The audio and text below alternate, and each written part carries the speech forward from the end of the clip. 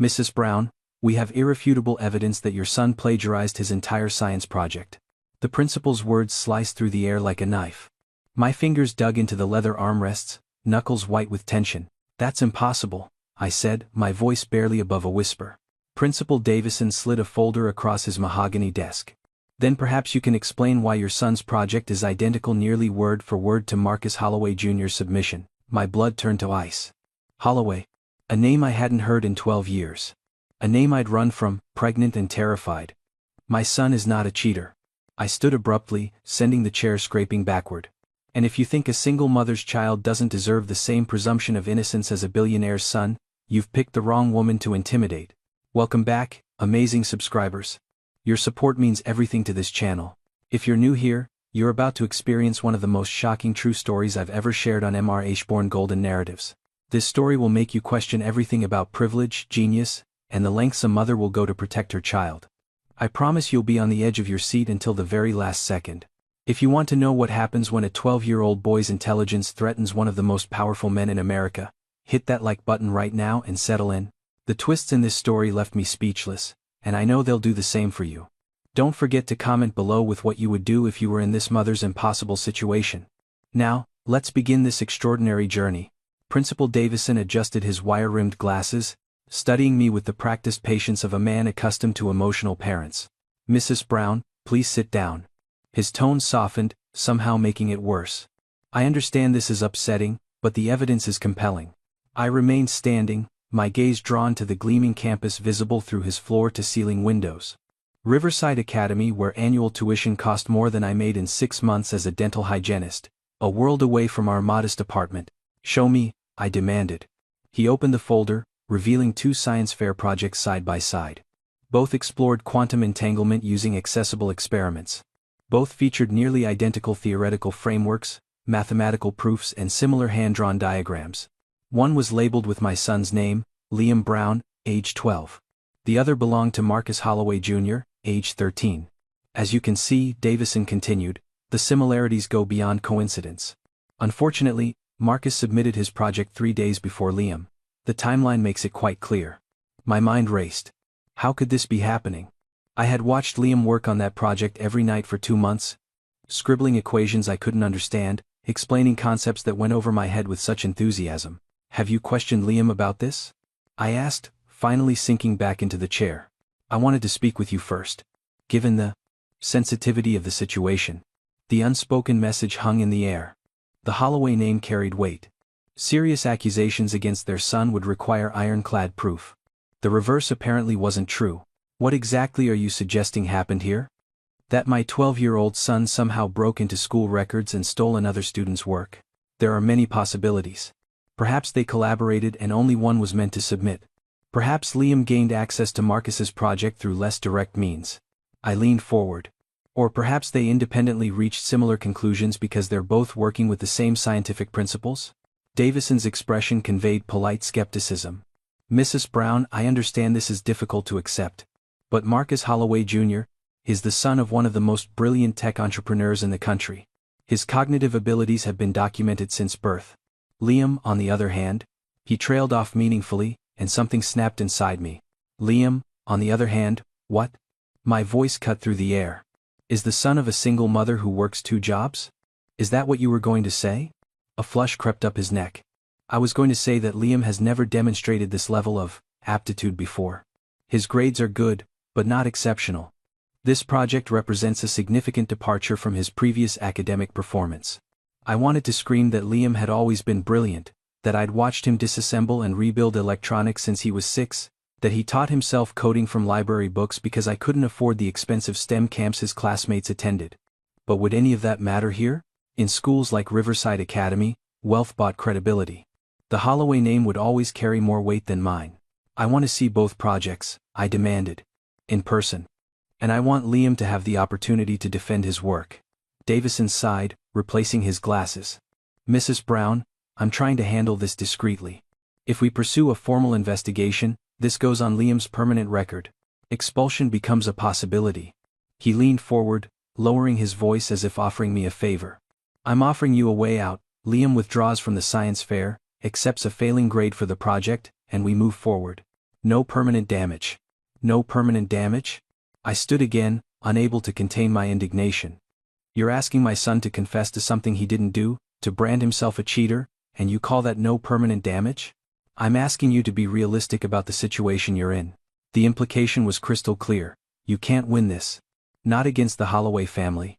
But he didn't know what I'd already survived. Schedule the formal investigation, I said quietly. My son will defend his work. Davison's eyebrows rose slightly. Mrs. Brown, I strongly advise against this course of action. The evidence? The evidence shows two bright students reached similar conclusions. I interrupted. Unless you can prove my son actually copied something, we're done here. I gathered my purse, my heart pounding. What had I just done? Challenging the system that could determine Liam's entire academic future. But what choice did I have? As I reached for the door, Davison spoke again. One more thing, Mrs. Brown. The Holloways have already been informed of the situation. They're concerned about potential implications for their son's reputation.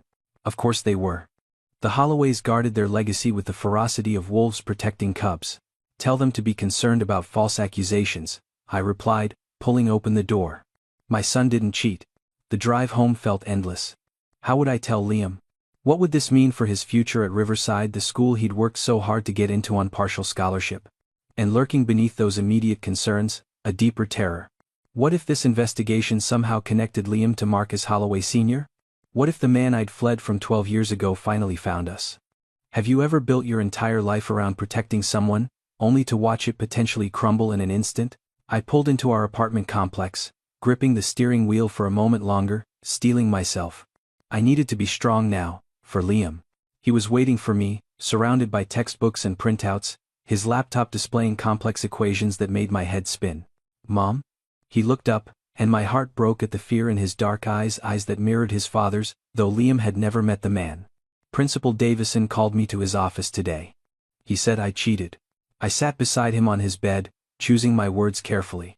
Tell me about your project, sweetheart. How did you come up with the idea? His words tumbled out faster now, passion overriding anxiety. I was reading about Einstein's theory of relativity, and I got curious about quantum mechanics. I found this paper by a physicist at MIT that explained entanglement in a way that made sense, so I wanted to test if I could demonstrate the principle using just basic materials. He reached for his notebook, flipping through pages of calculations and diagrams. I know it sounds complicated, but once you understand the mathematics, it's actually elegant. I can show you. Liam. I stopped him gently. I believe you. But there's something you need to know. His expression shifted, suddenly wary. What? Your project is nearly identical to another student's. A boy named Marcus Holloway Jr. Liam's face paled. But that's impossible. I did this all myself. I know you did. I squeezed his hand. But we need to prove it. How? It's my word against his, and he's. Liam trailed off, his 12-year-old face displaying a wisdom beyond his years. His family has money and connections. Nobody will believe me over him. The resignation in his voice struck deeper than any accusation could. How many times had I taught him to work twice as hard for half the recognition? How many times had I watched him dim his light to avoid standing out too much? They'll believe you, I said firmly, because we're going to prove it. I took a deep breath. But first, there's something I need to tell you. Something I should have told you a long time ago. What would you do if protecting your child meant revealing the very secret you'd spent their entire life hiding? Liam stared at me, his expression shifting from confusion to concern. Mom, what's wrong? The moment had finally come, the conversation I'd rehearsed countless times but hoped would never be necessary. I took his hands in mine, noting how they'd grown nearly as large as my own. When had that happened? It's about your father. I began, my voice steadier than I expected. Not the story I've told you about him dying before you were born. That wasn't true. His hands stiffened in mine. He's alive? Yes. The word hung between us. Your father is Marcus Holloway Sr. Liam's eyes widened, comprehension dawning slowly. The tech billionaire? The one who's always on magazine covers? I nodded. And Marcus Holloway Jr., the boy with the identical science project, is your half-brother. Liam pulled his hands away, standing abruptly. He paced the small room, processing this revelation with the same methodical focus he applied to his equations. That's why our projects are similar, he whispered. We think the same way. Then more sharply, why did you lie to me? To protect you. I remained seated, giving him space. 13 years ago, I worked at a dental office in Manhattan. Your father came in for an emergency appointment, a cracked crown before an important presentation. We met, we fell in love. Or what I thought was love. I smiled sadly at the memory. The whirlwind romance, the lavish wedding, it was like a fairy tale. Until I realized the fairy tale had fine print. What do you mean? Your father doesn't love people? Liam.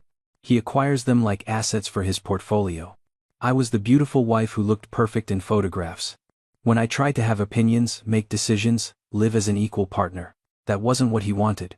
Liam sat across from me, on his desk chair now. So you left him? I planned to, then I discovered I was pregnant with you.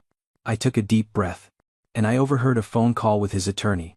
There was a clause in our prenuptial agreement I hadn't understood, one that would give him full custody of any children if I ever left the marriage.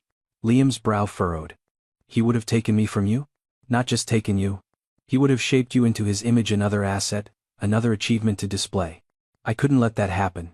So you ran, Liam concluded, his analytical mind connecting the dots. Changed your name back to Brown. Started over somewhere he couldn't find us. Yes. I withdrew the small amount I'd saved before our marriage, bought a bus ticket to another state and disappeared. I made sure there was no trail for him to follow. The silence between us stretched, filled with 12 years of secrets and sacrifices. Does he know about me? Liam finally asked. No. As far as Marcus Holloway knows, I simply vanished. He likely assumed I'd grown tired of being a trophy wife and moved on to someone wealthier. And now his other son, my brother, goes to my school. Liam shook his head in disbelief. What are the odds? Astronomical, I admitted. When you received that scholarship to Riverside Academy, I never imagined. I never thought to check if the Holloways had connections there. Liam stood again, moving to his desk where his project lay scattered across the surface. The projects look similar because we're similar. His voice grew stronger with conviction. Mom, what if we both inherited the same way of thinking? The same. Whatever makes someone good at this stuff? It was the question I'd been circling since seeing those projects side by side. What were the odds that two boys, raised in completely different circumstances, would independently develop nearly identical approaches to the same complex scientific problem?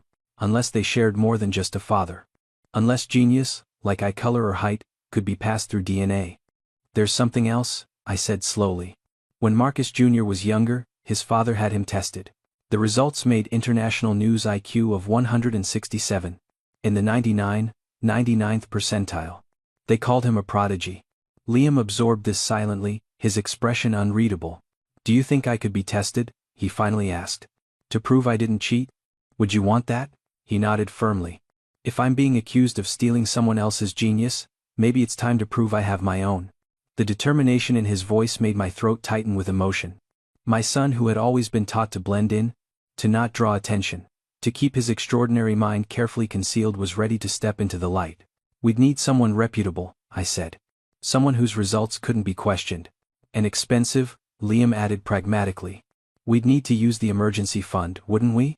The emergency fund, $5,000 painstakingly saved over years of extra shifts and careful budgeting. Our safety net if we ever needed to run again. This is an emergency, I replied. I'll make some calls tomorrow. Later that night, after Liam had finally fallen asleep, I sat alone in our small kitchen, my laptop open to an article about Marcus Holloway Sr.'s latest tech acquisition. His face stared back at me, older than when I'd known him, lines etching his strong features, but still unmistakably the man I'd once pledged my life to. And beside him in the photo, a boy who could have been Liam's twin, Marcus Jr., proudly displaying an award for some technological innovation. I closed the laptop, my decision made. If we were going to fight this accusation, we needed proof beyond doubt. And that meant risking everything, including the secret I'd guarded for 12 years. The next morning, I called Dr. Patricia Monroe, a neuropsychologist who specialized in gifted children. Her consultation fee alone would take a significant chunk of our emergency fund, but her reputation was impeccable.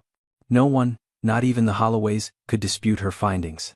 I can see you next Tuesday, her receptionist told me. Dr. Monroe has a cancellation at 10 a.m. We'll take it, I said firmly. When I picked Liam up from school that afternoon, his shoulders were hunched, his gaze fixed on the ground. Other students whispered as we walked to the car. They know, he said quietly once we were inside. Someone leaked that I'm being investigated for cheating. My hands tightened on the steering wheel. Did you see Marcus Jr. today? He wasn't in school. Probably doesn't want to be associated with the scandal. Liam's laugh held no humor. Funny, isn't it? We share the same father, but his life couldn't be more different from mine. I glanced at my son, brilliant, resilient, kind despite everything, and felt a fierce pride surge through me. Different doesn't mean better, I told him. We have an appointment with Dr. Monroe on Tuesday. She's going to evaluate your cognitive abilities. What if I'm not as smart as him? Liam voiced the fear quietly. What if his project really is better than mine, and I just copied without realizing it? That's not possible, I said firmly. You created that project from scratch. I watched you. But what if he's inherited more of our father's intelligence than I did? What if I'm just the disappointing son? The vulnerability in his question broke my heart. How many children measured themselves against impossible standards, and how much harder when those standards wore your own face, carried your own blood? Listen to me, I said, pulling the car over to look directly at him. Your worth isn't measured by an IQ score. It isn't measured by comparison to anyone else, including your half-brother. You are extraordinary exactly as you are. But if my score isn't high enough to prove I didn't cheat, then we'll find another way. I promised. We always do. The week crawled by, each day bringing new whispers, new sidelong glances in the school hallways. Liam withdrew into himself, his usual enthusiasm for learning dimmed by suspicion and doubt. By Tuesday morning, we were both exhausted and on edge. The drive to Dr. Monroe's office passed in tense silence, both of us aware of what hung in the balance. Her office was modest compared to the opulent spaces I'd inhabited during my brief marriage to Marcus, but the walls were covered with credentials from Harvard, Stanford, Oxford. Dr. Monroe herself was a sharp-eyed woman in her 50s, who greeted us with brisk efficiency. I've reviewed Liam's academic history, she said, spreading papers across her desk.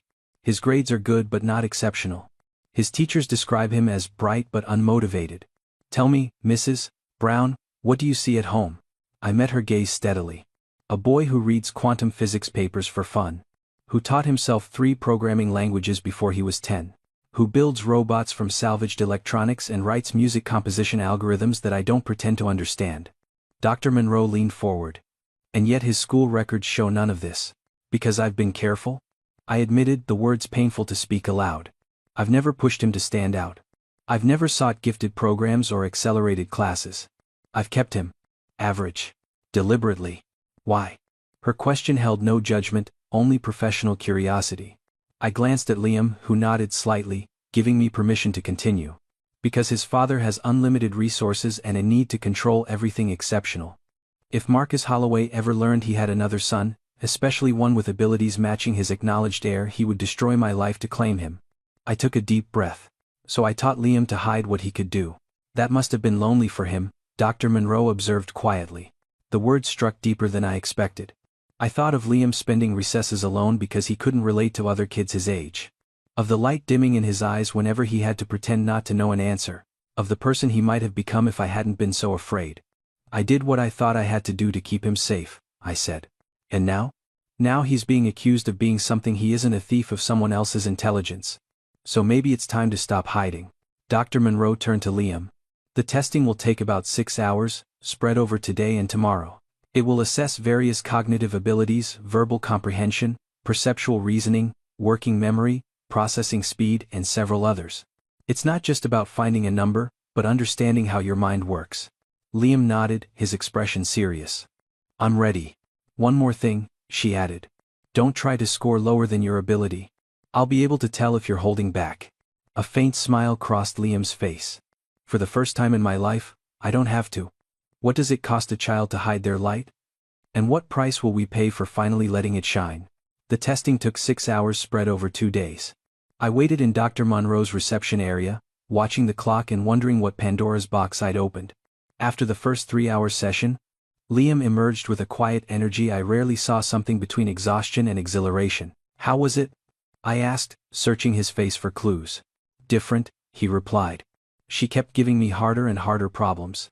Usually tests get boring because they're too simple, but these. A small smile played at his lips. These made me think. The receptionist scheduled us for the following afternoon to complete the evaluation. On the drive home, Liam was more talkative than he'd been in days. There was this spatial reasoning test where you have to mentally rotate 3-dimensional objects, he explained, hands moving animatedly. And pattern recognition sequences that kept changing rules. And this amazing logic puzzle with variables that seemed impossible until you realized He stopped suddenly, glancing at me. Sorry, I'm boring you? You're not boring me, I said honestly. I love seeing you excited about something again. That's just it, Mom. His voice softened. I am excited. Not about the test, exactly, but about not pretending. Do you know how exhausting it is to always calculate exactly how well to do? Not too perfect to stand out, but not too average to get in trouble? The question hung between us, heavy with years of unintended consequences.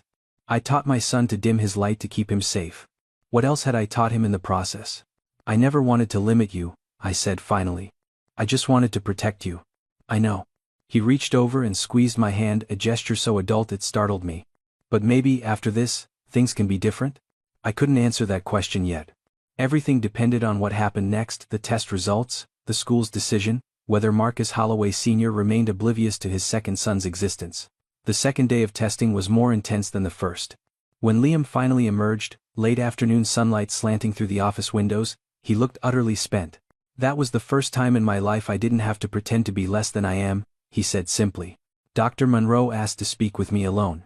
Her expression was carefully neutral as I took a seat across from her desk, but I could see something simmering beneath her professional demeanor. Mrs. Brown. She folded her hands precisely. I need you to understand that what I'm about to tell you is exceptionally rare. In 30 years of practice, I've evaluated thousands of children. I've seen perhaps a dozen cases like this. My mouth went dry. Like what? Liam scored 169 on the Stanford Binet Intelligence Scale. She slid the official results across her desk. That places him in the 997th percentile. For context, that's 2 points higher than Marcus Holloway Jr.'s documented IQ. The room seemed to tilt. That's not possible. It's not only possible, it's documented right here. She tapped the paper. Liam isn't just gifted, Mrs. Brown. He's what we call profoundly gifted. The projects didn't look similar because one copied the other. They looked similar because both boys have minds wired to see patterns and solutions that most people simply cannot perceive. I stared at the numbers and graphs, trying to process what they meant. All these years, I'd known Liam was bright, but this put him in a category so rare it defied comprehension. There's something else, Dr. Monroe continued. I pulled the published test results for Marcus Jr. The overlap in cognitive patterns is remarkable. Not just the IQ score, but the specific areas of strength, spatial reasoning, pattern recognition, mathematical intuition. These boys don't just share a father, they share an extremely rare genetic inheritance. What does this mean for the plagiarism accusation? I've taken the liberty of reaching out to the physicist whose paper Liam cited, Dr. Raymond Chen from MIT. He's reviewed Liam's work and is willing to testify that it demonstrates independent understanding, not plagiarism. I couldn't speak. Couldn't process what this meant for our carefully constructed life. Mrs. Brown, Dr. Monroe leaned forward. Your son has been operating at perhaps 50% of his capacity. The cognitive strain of constantly monitoring his performance, of deliberately underachieving, it's like asking an Olympic athlete to pretend they can barely run. I was trying to protect him, I whispered. I understand that. But you need to ask yourself, what has that protection cost him? And what will it cost if you continue? The question followed me home, echoing through my thoughts as I watched Liam that evening. He sat at our kitchen table, for once not hiding his advanced physics textbook when I walked in. The pretense had fallen away, and in its place was a boy I was only beginning to truly see. What happens now? He asked over dinner. Dr. Monroe is preparing her full report. The school has scheduled a formal hearing next week where you'll have the opportunity to defend your work. Will Marcus Jr. be there? I nodded. Probably with his mother. And their lawyers. Liam pushed his food around his plate. What if they figure out who I am? Who you are? The fear that had guided my every decision for 12 years surged again. Then we handle it. Together. And if my father finds out about me? I reached across the table and took his hand. Then he'll discover that you're brilliant, compassionate, and thoughtful, everything a father could hope for in a son. But he'll also learn that you've been loved and raised by someone who sees more than just your intelligence. Someone who values all of you. Liam squeezed my hand, his eyes suspiciously bright. I'm scared. Me too, I admitted. But I'm also proud, so proud of who you are. And it's time the world saw that too. The formal hearing was scheduled for the following Wednesday in Riverside Academy's main conference room, a space designed to intimidate with its imported marble and original artwork. Principal Davison had assembled a panel that included 2 board members, Dr. Monroe, and representatives from the science department. The night before, I found Liam in his room, surrounded by his project materials, meticulously organizing everything. "Are you ready?" I asked from the doorway. "Almost." He didn't look up. "I've been thinking about something. When we go tomorrow, everyone will be focused on proving I didn't copy Marcus Jr. But what if he and I actually talked? What if we compared how we approached the problem?" I froze. "Liam, that might not be a good idea. If people see how similar you two are, they'll see it anyway, Mom." He finally met my gaze. "We look alike. We think alike. And tomorrow they'll know we're equally smart. Maybe instead of hiding from it, we use it to show why our projects are similar." When had my 12-year-old become wiser than me? When had his perspective grown so clear while mine remained clouded by fear? "Let's see how things unfold," I said cautiously. "But be careful. His mother will be protective." Liam nodded, returning to his work. "Just like you." The next morning, we arrived at Riverside Academy 30 minutes early. Dr. Monroe met us at the entrance, her professional demeanor firmly in place. "Remember," she said quietly, "you're not on trial, Liam. You're presenting evidence of your capabilities. Stand tall." We entered the conference room to find it already occupied. Principal Davison sat at the head of the table, flanked by the board members. Across from our assigned seats sat a boy who could have been Liam's slightly older reflection. Marcus Holloway Jr. alongside a striking woman in her late 30s, Vanessa Holloway, Marcus Sr.'s third wife. And beside them, a silver-haired man in an impeccable suit who could only be their attorney. Liam faltered momentarily at the sight of his half-brother, but quickly composed himself. I squeezed his shoulder gently, guiding him to our seats. "Mrs. Brown," Principal Davison nodded curtly. "And Liam, thank you for joining us. We're here to review the allegations of academic dishonesty regarding Liam's science fair project. Mrs. Brown has requested her son be allowed to defend his work." Before he could continue, Vanessa Holloway interrupted, her voice perfectly modulated to convey both authority and disdain. "This is absurd," she stated, gesturing dismissively toward Liam. "My son has a documented IQ of 167. He's been featured in educational journals, has been mentored by Nobel laureates. This boy comes from nowhere with no documented history of exceptional ability, and we're supposed to believe he independently created work that matches my son's?" She gave a delicate snort. The mathematics alone would be beyond most high school students, let alone a child from such limited circumstances. The dismissal in her tone ignited something in my chest, but before I could respond, a quiet voice cut through the tension. "Actually, his mathematical proofs are more elegant than mine." Every head turned toward Marcus Jr. He sat up straighter, his gaze fixed on Liam. "I've been looking at both projects all week," he continued. "We approached the same problem from similar angles, but his solution to the entanglement demonstration is cleaner. He used fewer variables and achieved the same result. I couldn't figure out how he did it until I saw his equation on page 7. It's brilliant." "Marcus, honey," Vanessa began, but her son raised a hand. "I'm not saying he copied me. I'm saying he didn't. Nobody who copied would make the work better." The attorney tried to regain control. "Nevertheless, the timeline clearly shows." "The timeline shows I submitted first," Marcus Jr. interrupted. "But submission dates don't prove creation dates. I started my project 2 months before the deadline." Did anyone ask when Liam started his? All eyes turned to Liam.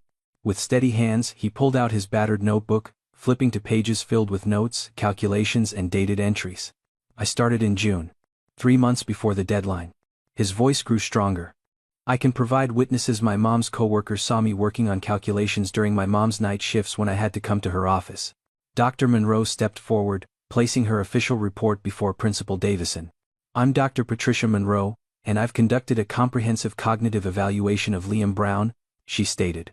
"His IQ score is 169, placing him in the 997th percentile of all children his age. Additionally, Dr. Raymond Chen from MIT has reviewed Liam's work and confirmed it demonstrates independent mastery of advanced concepts.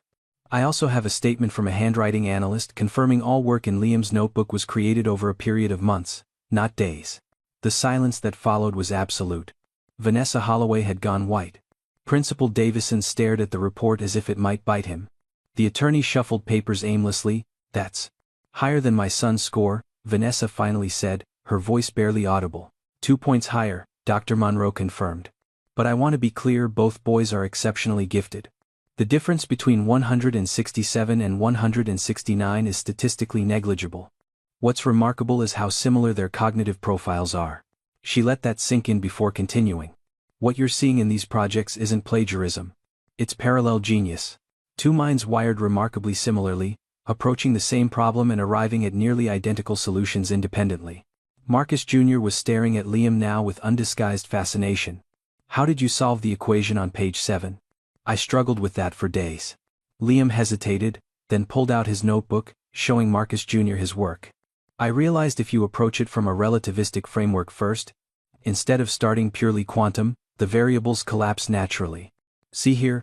And just like that, the two boys were bent over the notebook together, speaking a language of numbers and theories that left everyone else in the room behind. Watching them, I felt my carefully constructed walls beginning to crumble. They moved in sync, finished each other's sentences, understood concepts without needing explanation. Nature had prevailed over nurture in ways I never could have imagined. But it was Vanessa Holloway's expression that truly chilled me.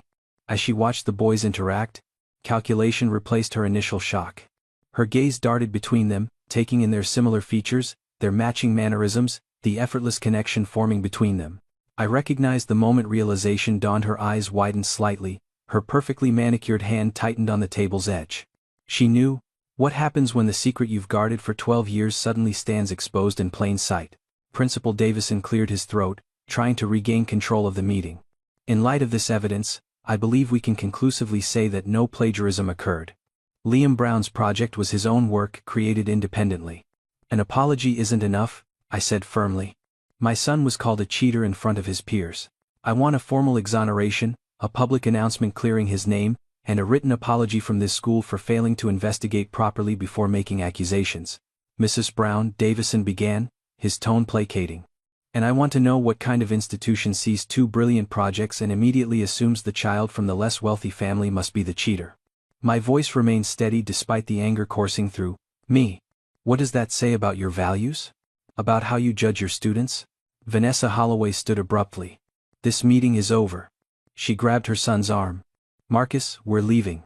But Marcus Jr. pulled away from her, still looking at Liam's notebook. Did you really teach yourself quantum mechanics from library books? Liam nodded. And online lectures. MIT OpenCourseWare has a great physics series. My dad pays for private tutors who studied under Stephen Hawking, Marcus Jr. said, something like wonder in his voice.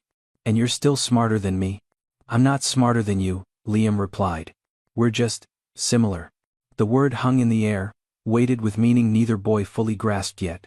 But Vanessa Holloway understood. I watched realization crystallize in her expression as she looked between the two boys, seeing what I'd hoped would stay hidden forever. The resemblance. The matching genius. The way they fell into sync so naturally. It all pointed to one impossible truth.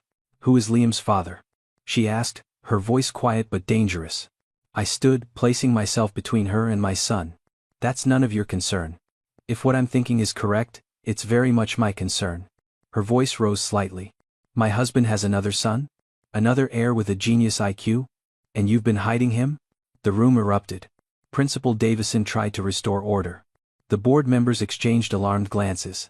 The attorney was speaking urgently into his phone. Dr. Monroe moved to shield both boys from the chaos. I think we should continue this discussion privately, I suggested. My eyes locked with Vanessa's. There's nothing to discuss, she snapped. We need a DNA test. No, I said firmly. You want nothing. Liam is my son. I have sole custody, full parental rights.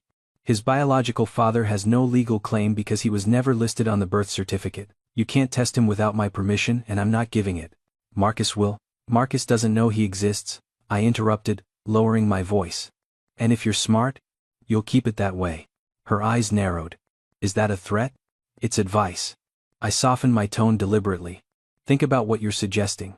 If you tell your husband about Liam, what happens to your son? Right now, Marcus Jr. is unique, special, the only genius heir to the Holloway empire. But if there are two of them, and one scored higher, I let the implication hang between us. Marcus Holloway Sr. was many things but subtle wasn't one of them. He collected the best, the brightest, the most extraordinary. If he learned about Liam, he wouldn't just want custody, he'd want to pit his sons against each other. To see which one was truly superior. Vanessa's expression shifted, fear replacing anger as understanding dawned. Her son was valuable to his father because he was exceptional, a mirror of Marcus Sr.'s own genius, the heir to both his fortune and his intellect. But if there was another son, one with an even higher IQ score. This stays between us, I said quietly. My son gets his exoneration. Your son keeps his status as the Holloway heir. And both boys get to live their lives without being turned into weapons in their father's ego war. After a long moment, Vanessa nodded stiffly. Agreed. But keep him away from Marcus Jr. I don't want them forming any kind of bond. Mom, no. Marcus Jr. stepped forward, his voice cracking with emotion. I've never met anyone who thinks like me. Who gets it? You can't just. This conversation is over. Vanessa said, her tone brooking no argument. She looked at me one last time. If you ever try to make a claim on the Holloway fortune, I don't want his money, I interrupted. I never did. I just want to raise my son in peace. They left, the attorney scrambling to follow, leaving behind a wake of tension and unanswered questions. Principal Davison looked shell-shocked. Mrs. Brown, I had no idea. No one did, I replied. And I'd like to keep it that way. My son was wrongly accused. That's the only story that matters here. Of course. He nodded rapidly. We'll issue a formal apology and clear Liam's record completely. Both boys will receive first place in the science fair, and I assure you this other matter will remain strictly confidential. As we left the office, Liam was unusually quiet. We were halfway home before he spoke. He's really my brother, isn't he? Not just someone with the same father, but actually, my brother. Yes, I admitted. You're brothers. And his mom doesn't want him to know me. I glanced at him, seeing the hurt beneath his composed expression. She's scared, Liam. She's trying to protect her son, just like I protect you. From what? From me? From your father, I corrected gently. From what might happen if Marcus Holloway Sr. discovered he had two brilliant sons instead of one. Liam pondered this. Do you think he'd try to take me away from you? The question I'd feared for 12 years, spoken so simply. He might try. But you're 12 now, old enough that courts would consider your wishes. And you have a life, a history, a home with me. It wouldn't be as simple as he might think. Would it be bad if he knew about me? Liam asked, surprising me. Maybe he's changed. Maybe he'd be proud. Maybe, I conceded. But are you willing to risk everything we have on that, maybe? He fell silent again, looking out the window at the passing cityscape. Finally, he said, Marcus Jr. slipped me his email address. A private one his parents don't monitor. He wants to talk about physics. My first instinct was to forbid it to protect the careful separation I'd maintained for years. But looking at my son's face, I saw the loneliness he'd carried, the isolation of being different, of having no one who truly understood how his mind worked. Be careful, I said instead. Nothing that could identify where we live. Nothing personal that could lead back to us. His face brightened. Really? You're okay with it? I'm okay with you having a friend who understands you, I replied. Just, encrypted communications only. And if he starts asking too many questions about me or your father, I know. Security first. He smiled, the first genuine smile I'd seen in weeks. Thanks, Mom. 2 weeks later, Liam's name was formally cleared. The school announced that both science projects were exceptional independent work, and that Riverside Academy was proud to have two such gifted students, Liam and Marcus Jr., tied for first place in the science fair. But the real story played out in smaller moments. The way Marcus Jr. found excuses to pass Liam in the hallways, always offering a quick nod of recognition. The encrypted emails they exchanged, sharing theories and challenging each other's hypotheses, carefully hiding their communication from their parents. The way Liam came alive, finally having someone who understood the language of his thoughts. Dr. Monroe called me a month after the hearing. Mrs. Brown, I've been thinking about Liam's situation, she said. There are programs for profoundly gifted children that could offer him the intellectual stimulation he needs without exposing his identity. Would you be open to discussing some options? I was. Slowly, carefully, I allowed Liam to step into the light, not the glaring spotlight of being Marcus Holloway's secret son, but the nurturing glow of communities designed for exceptional minds, online courses through prestigious universities, weekend workshops with scientists who asked no questions about family names, a summer coding camp where he could finally unleash his full potential. One evening, I found him on our apartment balcony, staring at the city lights. Do you regret it? He asked without preamble. Running away from my father? Raising me like this? I considered lying, offering easy comfort, but Liam deserved truth. I regret that you had to hide who you are. I regret that you've been lonely. I regret that I let fear make me small. I moved to stand beside him, but I don't regret protecting you from becoming a trophy in someone else's collection. Your father sees genius as a commodity, something to own and display. I wanted you to see it as part of who you are, not all of who you are. Marcus Jr. says his dad barely talks to him unless it's about his achievements, Liam said quietly. That he's only valuable when he's being exceptional. Do you feel that way? Like you're only valuable because of your IQ? No, he said immediately. You've never treated me differently. Even when you didn't know my actual score, you loved me the same. Exactly. That's the difference between us and them. In that world, everything has a price tag, including people.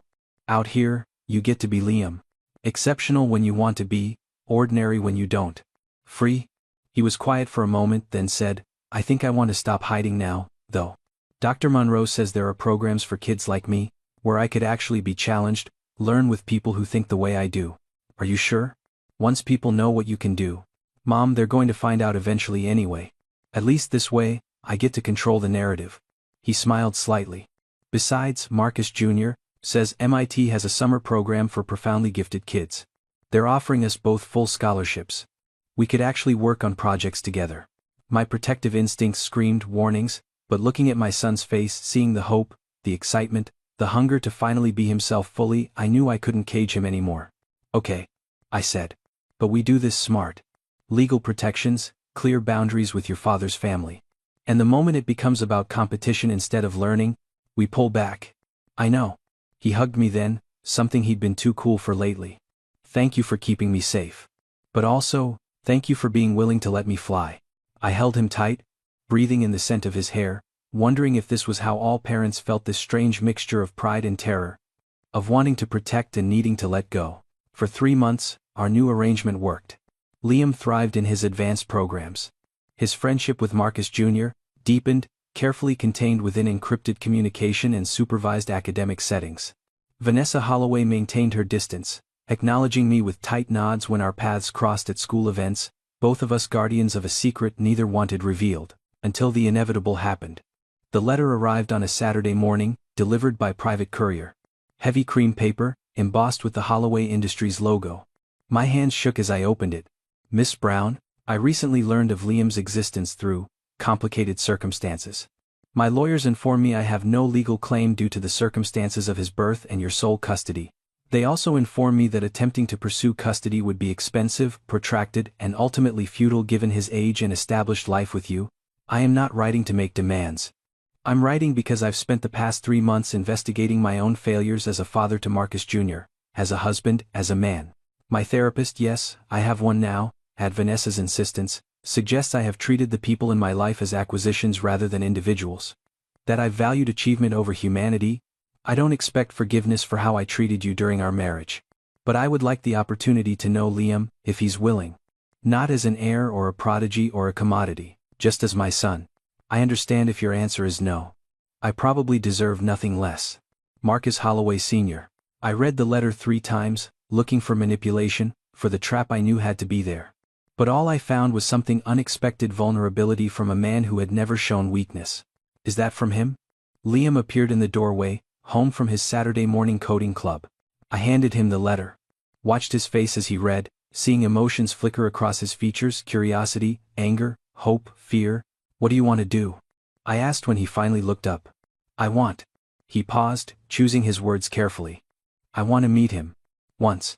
Just to see if he's really changed, or if this is just another way to collect what he thinks he owns. And if it's the latter?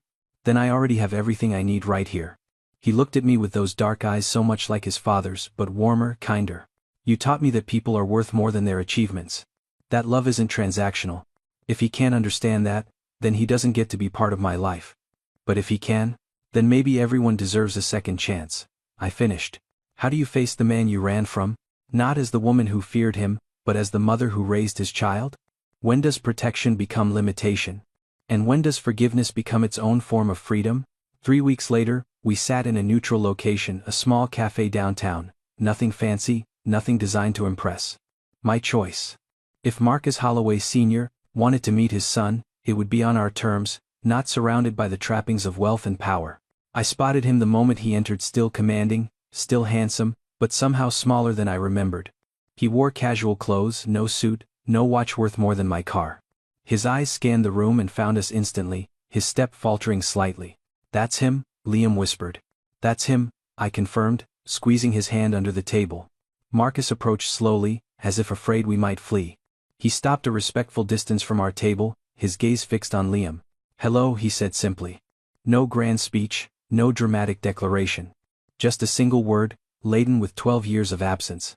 "Hi," Liam replied, his voice steady despite the slight trembling of his hand beneath mine. "May I?" Marcus gestured to the empty chair. I nodded, and he sat, placing his hands flat on the table, a gesture I recognized from our marriage. It was what he did when trying to appear non-threatening during negotiations. "Liam," he said, his voice rough with emotion. You look like my mother. She was brilliant too. A mathematician before women in STEM were common. Liam studied his father with the same analytical intensity he applied to his equations. "Marcus Jr. says you're in therapy." A surprised laugh escaped Marcus. 3 times a week, I'm trying to understand why I became the man I did. Why I confused control with love, success with worth. He met my eyes briefly. "Your mother tried to tell me once. I didn't listen. Are you listening now?" Liam asked, direct as always. "I'm trying to." A hint of vulnerability crossed his face. "My therapist says that's a start." The conversation that followed wasn't dramatic or life-changing. It was awkward, tentative, filled with careful questions and cautious answers. Marcus asked about Liam's interests, his schools, his friends. He listened more than he spoke, something the Marcus I'd known never did. When our coffee cups were empty, Marcus cleared his throat. "I'd like to see you again, Liam. If that's something you'd want." Liam looked to me, silently asking permission. "That's Liam's decision," I said. "But if it happens, I'll be present. And the moment you start treating him like an acquisition instead of a person, it stops." Marcus nodded. "Fair terms." He handed Liam a business card with a phone number handwritten on the back. "This is my personal cell. Not my assistant's line, not my office. Just mine." As we watched him walk away, Liam turned to me. "He seems different from how you described him." "People can change," I said, surprised to find I meant it. "Sometimes it takes losing everything to understand what actually matters." What followed wasn't a fairy tale reconciliation. It was something quieter, more tentative. A series of supervised visits. Museum trips where Marcus learned to ask Liam about his interests without turning them into achievements to showcase. Scientific exhibitions where he practiced being present without agenda. Dinners where 3 people who shared history but were virtually strangers tried to find common ground. I watched from a distance, ready to intervene if old patterns emerged. But slowly, painfully, Marcus Holloway Sr. was learning what I'd always known, that Liam's value had nothing to do with his IQ score, and everything to do with the kindness in his heart, the curiosity in his mind, the way he saw the world in patterns of beauty and possibility. 6 weeks into these careful meetings, the inevitable happened. We arrived at the Science Museum to find not just Marcus waiting, but Marcus Jr. as well. The brothers froze at the sight of each other, then broke into identical grins. "I might have mentioned where we were meeting today," Marcus Sr. admitted. "And someone insisted on coming along. Mom finally said I could see you outside of school," Marcus Jr. told Liam. "After Dad promised not to turn it into some kind of competition between us. I studied Vanessa's ex-husband, searching for signs of manipulation." "And you agreed to that?" "I'm learning," he said quietly, so only I could hear. Slowly, imperfectly. "But I'm learning." That day marked a turning point. The carefully separated compartments of our lives began to merge. Vanessa joined us for the next meeting, her wariness mirroring my own. We were 2 women who had loved and feared the same man, now watching him attempt to become someone new. "He's different with them than he was with me," she confessed one afternoon as we sat together, watching the boys and their father examine a robotics display. "Less evaluating, more present." "He's trying," I acknowledged. "For their sake. For his own too, I think." She glanced at me. "I never hated you, you know." When I realized who Liam was, I was terrified, not angry. Marcus built his relationship with our son on achievement, not love. I was afraid of what would happen when he discovered another son, one who might outshine his heir. And now? Now I think there's room for both of them to shine without dimming each other. Her smile was small but genuine. "Marcus Jr. is happier than I've ever seen him. Having a brother, having someone who understands him. It's changed him." Did Marcus become Father of the Year? No. Did he slip back into old habits? Sometimes. But he kept trying, and that effort, that genuine attempt to be better, was something I could respect. Meanwhile, Liam flourished. Enrolled in a specialized high school for gifted students where hiding wasn't necessary. Started building friendships with kids who valued his Star Wars knowledge as much as his mathematical abilities. developed a relationship with his half-brother that was based not on competition but on collaboration, their minds working in tandem on projects that left even their teachers bewildered. And me?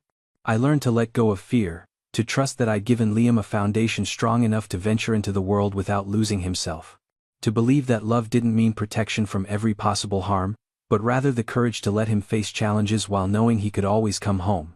1 year later, I stood in the audience at the National Youth Science Competition, watching my son present his work on quantum computing to a panel of judges that included 2 Nobel laureates. Beside me stood Marcus Holloway Sr., his phone put away for once, completely focused on Liam. On his other side, Marcus Jr. was practically vibrating with excitement for his brother's presentation. Vanessa stood beside her son, her hand resting lightly on his shoulder. Yes, brother. Not half-brother. Just brother.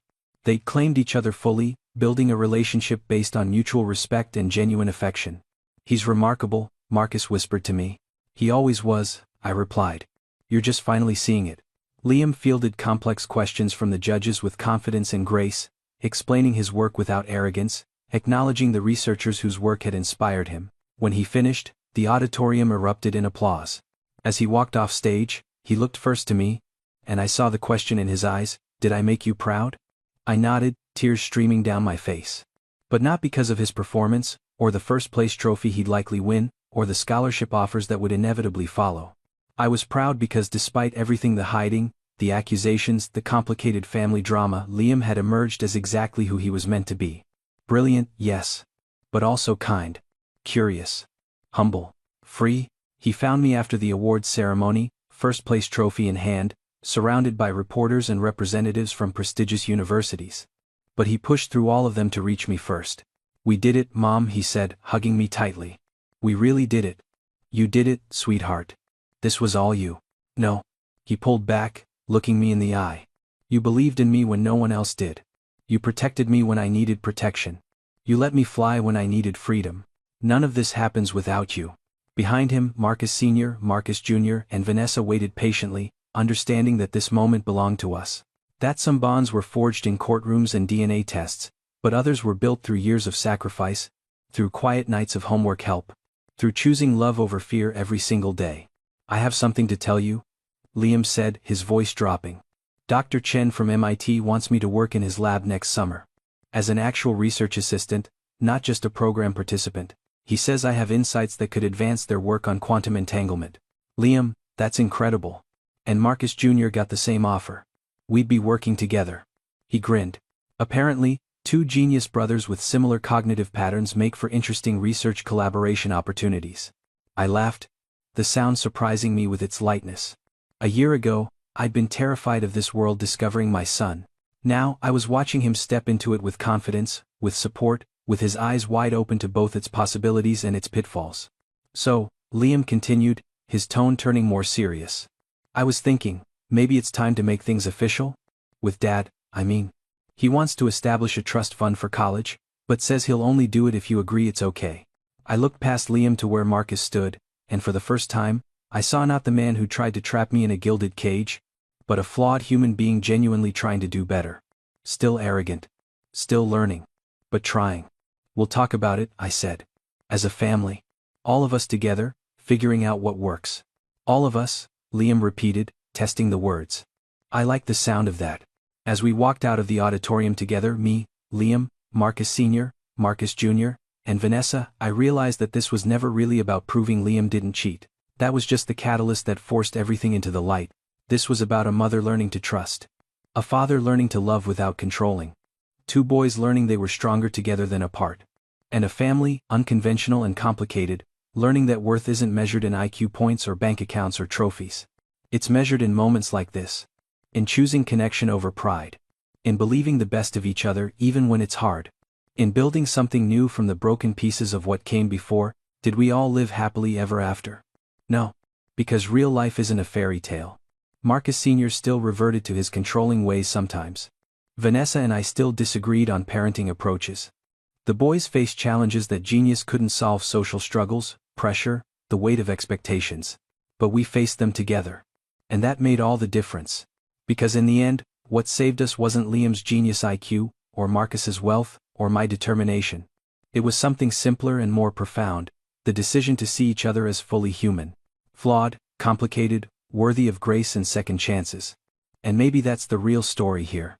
Not about the boy who was accused of cheating, or the billionaire father he never knew, or the mother who protected him at all costs. But about the family they chose to become, despite everything trying to keep them apart. Sometimes the greatest achievement isn't solving the impossible equation. It's learning that you don't have to solve everything alone. If you've ever been underestimated because of where you came from rather than what you're capable of, I hope this story resonates with you. If you've ever had to fight to prove your worth in a world that judges by appearances and bank accounts, I see you. And if you've ever discovered that the family you build is sometimes more powerful than the family you're born into, you understand why Liam's story matters. Sometimes true genius isn't measured by IQ points or academic achievements. Sometimes it's measured by the courage to be authentically yourself, and the wisdom to let others do the same. If this story touched your heart, please subscribe to MR Ashburn Golden Narratives for more powerful true stories that remind us what truly matters in life. Share your thoughts in the comments below. I read every single one and would love to hear which part of Liam's journey resonated with you most. Until next time, remember that your worth isn't determined by what you achieve, but by who you choose to become.